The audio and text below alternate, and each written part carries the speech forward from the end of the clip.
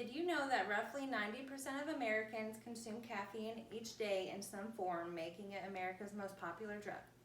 That's right, a drug. Typically, when you hear drug, you think bad, and most of the time you only hear the bad effects of caffeine. But believe it or not, caffeine has both pros and cons. Are you a part of that 90%? I'm sure you are. Caffeine can be found naturally in products like tea, coffee, or chocolate, or can also be added into products like soda and energy drinks. Today, I'm going to inform you about the pros and cons of caffeine and the different forms of caffeine. First, I'm going to inform you on the pros of caffeine. According to medicalnewstoday.com, it states that a review of 40 students found that drinking 2 to 4 cups of coffee every day had links to a reduced risk of death from all causes. It also states on the same website that some students have shown caffeine consumption has positive effects on the brain and memory.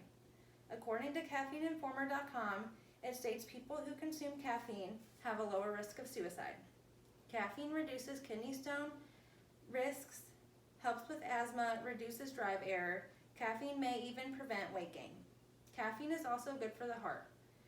A study in Germany found that caffeine helps strengthen heart muscles, cell function, and prolongs the life of heart muscles.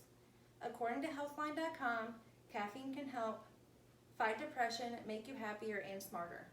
Coffee even contains essential nutrients like B2, B3, and B5. In a Harvard study published in 2011, women who drank 4 or more cups of coffee per day had 20% lower risk of becoming depressed.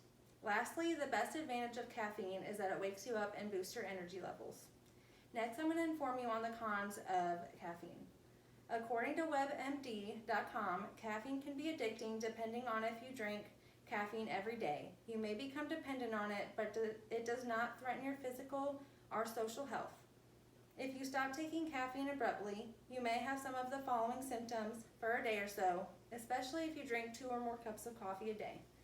These symptoms include headache, anxiety, irritability, depressed mood, or difficulty concentrating.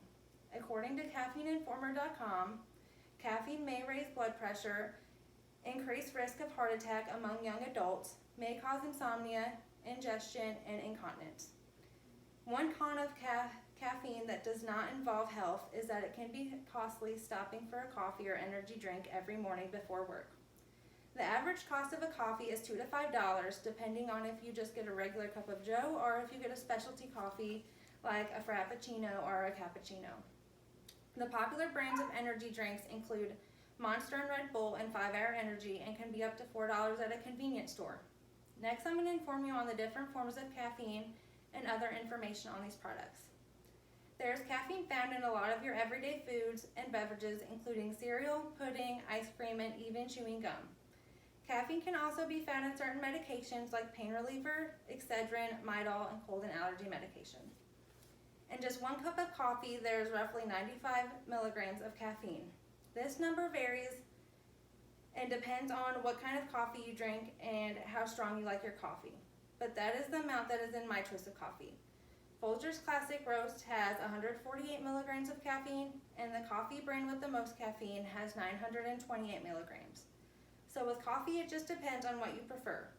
In the coffee I have here, there's 150 milligrams of caffeine. In this can of Mountain Dew, there's 55 milligrams of caffeine. Surge, the soda with the most caffeine, has 69 milligrams of caffeine. If you prefer Sprite or root beer, luckily there is not any caffeine in those sodas. Not all sodas have caffeine, but most do.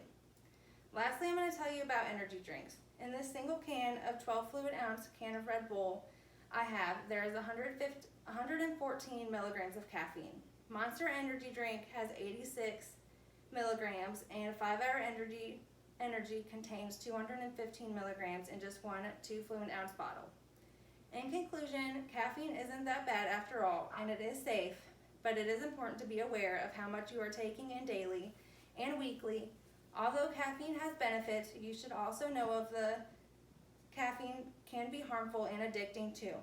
As you should do with any other fatty snack or greasy food, you should consume caffeine in moderation. Decreasing the amount of caffeine you consume doesn't take a lot of effort.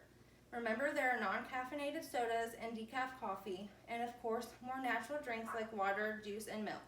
And don't forget, moderation is key.